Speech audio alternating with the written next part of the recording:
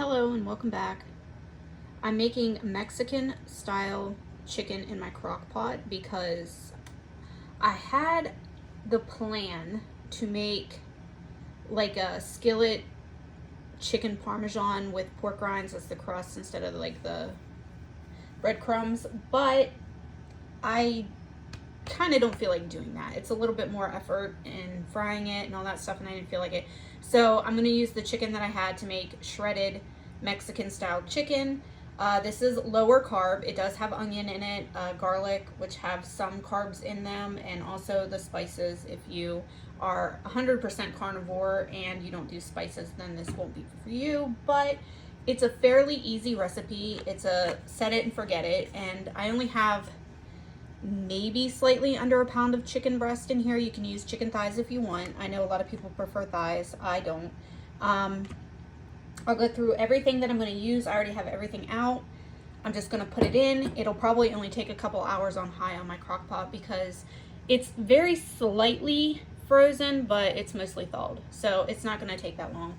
And it's super easy. And I just, like I said, I didn't feel like taking the time to make what I had originally planned. I do intend to make a video of it because I have this hope that it'll taste good when I make the Parmesan crusted chicken, whatever I'm gonna make, but I didn't feel like dealing with that right now. So this is what I'm making. If you've seen any of my videos before, you realize that yes, I do a lot of times read the recipe, but I don't follow it exactly, and that's just because that's just who I am. I don't know.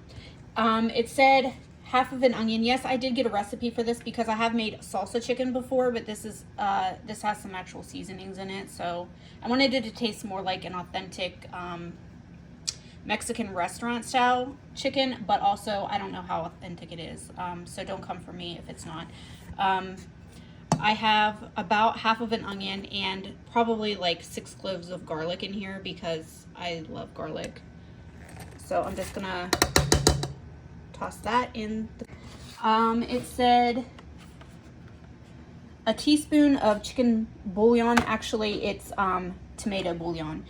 This is the brand that I have. They're just little cubes. I do probably have more than a teaspoon because I dissolved it in some hot water. We're talking maybe at least 4 to 5 ounces of water in here in 1 cube. And the cube is a decent size, but this is what I have. I have no use for this bouillon cube for anything else, so I'm just gonna pour it all in. I'm just hoping for the best. I'm sure it'll be great. When I asked it to generate the recipe, I said that I had tomato paste, which I do in a can, but I'm too lazy to even open the can of tomato paste. And I have some Rao's spaghetti sauce or pasta sauce that, yes, I do freeze portions of it because those little jars are expensive and I don't use all of it before it goes bad. So this is not paste, but it's tomato sauce. So same difference in my opinion. I know paste is more concentrated and has like a richer flavor, but this will be perfectly fine. It says half of a teaspoon of cumin and chili powder. Again, I'm not measuring because why would I? You know, I'm just giving you the measurements as I got it. And this is based off of about 1 pound of chicken breast. You may need to adjust it if you're using a lot more chicken or thighs, or if you want it more flavorful or less flavorful. I don't really know. This might be more than a teaspoon, but yeah, I don't really care. I like flavor, so.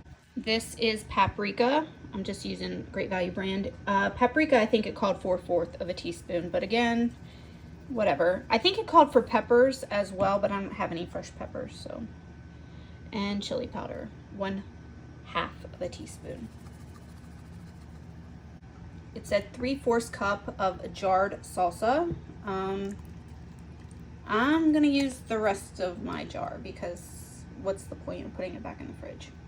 Will this be way too flavorful? Possibly. So I'm not actually going to add any salt to it, I don't think. Normally I do, but I think I'm going to wait until the very end once it's cooked to see if it actually needs salt, because this is a lot of seasoning and stuff for the amount of chicken that I have in there. But it's fine, whatever. I have some actual cooked rotisserie chicken in the fridge. I could probably add that at the very end since it's already cooked, but I don't know. Right now I'm just going with what I have. And lime juice. It said a tablespoon, but I like it very limey, so I'm just gonna squirt some lime juice in there. Will I regret it? Maybe. I don't know. And I'm not going to add any water because I added water in the bouillon, and once it starts to cook down, it'll get watery. I'm gonna say it's gonna take at least 2 hours on high. It's about 11:30 now. I haven't eaten anything, so I think I might just wait to eat and then have this for my late breakfast, I guess. I don't know. Yeah, I'm gonna stir it up a little bit. I'm not necessarily gonna show that, but I will come back when it's done and let you know how it tastes. Even if it's over seasoned, I'm probably gonna eat it. I'll just add some water to it or something, or I'll find a way to kind of de-season it, if that's even a word. But oh well. This is super easy. Most people have a lot of these types of ingredients on hand. You probably have the seasonings. You may not have, you know, peppers or onions at the time, but you can omit things. You could use a dried onion if you had that. I don't know. But this is what we're working with. Okay, the chicken is done. It's been about 90 minutes. It really hasn't been that long. The chicken is completely cooked through. I used the thermometer to check the temperature. It hasn't really fallen apart yet, so I am going to leave it in there longer, but I'm starting to get a little hungry, so I think I'm going to eat a little bit of it. Like I said, it's fully cooked. It's just not falling apart. If you leave it in there a little bit longer, it will. So I'm just going to kind of taste it. Now this is something that I'm honestly probably, I'll eat maybe, I don't know, something on the side. Maybe I'll have eggs or something. That sounds weird, but most people would probably eat this with rice or something like that, or beans or something. I don't know. I don't eat those things, so I'm just going to eat it as is, but also put a little queso on it. I put this in the microwave for a few seconds, but it's not that long. I don't know, just sprinkle a little queso on it. Okay, I'm gonna take a little piece.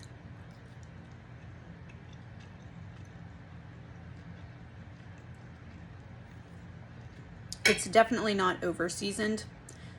If I were being honest, I would like it even more seasoned, but it's actually really good. I didn't try it with the queso yet, but it'll be good. It does need salt though. If you're not a fan of salt, or you don't really add salt to things, then you'll probably disagree, but I think it needs more salt. Again, I've said it before, I add salt to everything, so that's not really surprising, but I'm glad that I didn't add the salt to it, because, you know, I could have the potential of really making it way too salty, but it needs salt in my opinion. It's really good with the queso. I don't know what brand queso it is. It comes from Sam's. It's in like a plastic container, but it's pretty big. It's like $6 or something. I don't know. It wasn't too crazy. You got a lot of queso in it for the price. Like I said, I freeze it, and it does freeze really well because I don't like to waste things. Stuff is really expensive at the grocery store, and I don't like to waste it.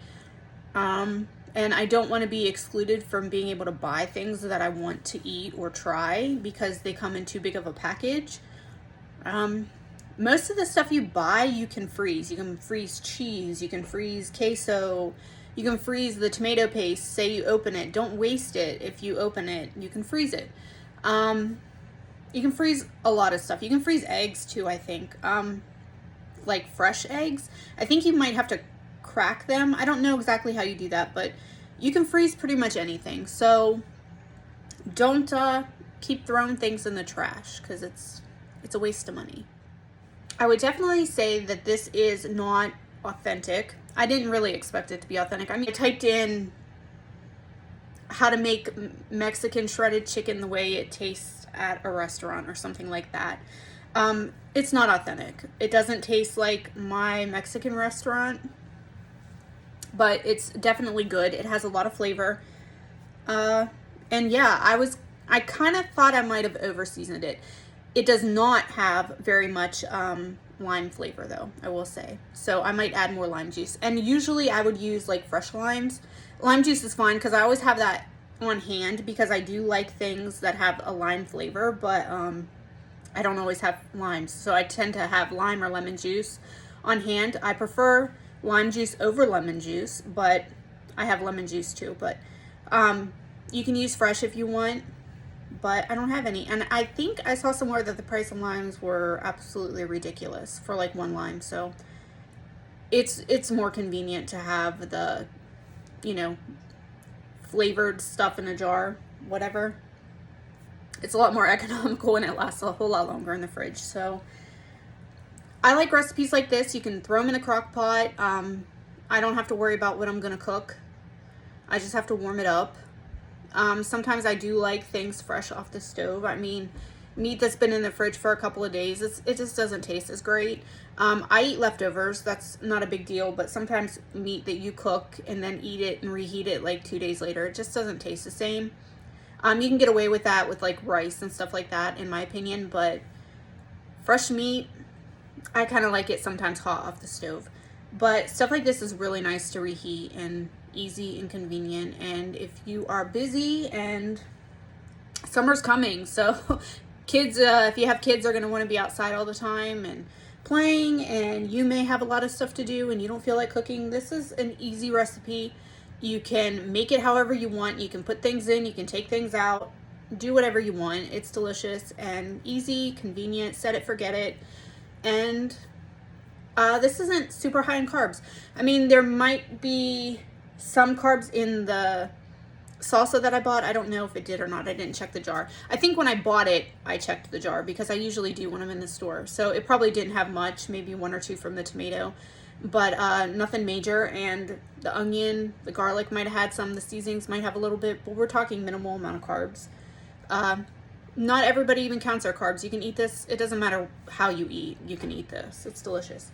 Again, you can pair it with whatever you want. You can put it on rice, or I don't know, put it in a burrito. I don't know, but I just eat it off the plate. It's flavorful, delicious, easy, and now I have a meal that I don't have to think about later. So thanks for watching. Please subscribe and come back. Who knows what we'll make next time. Thanks.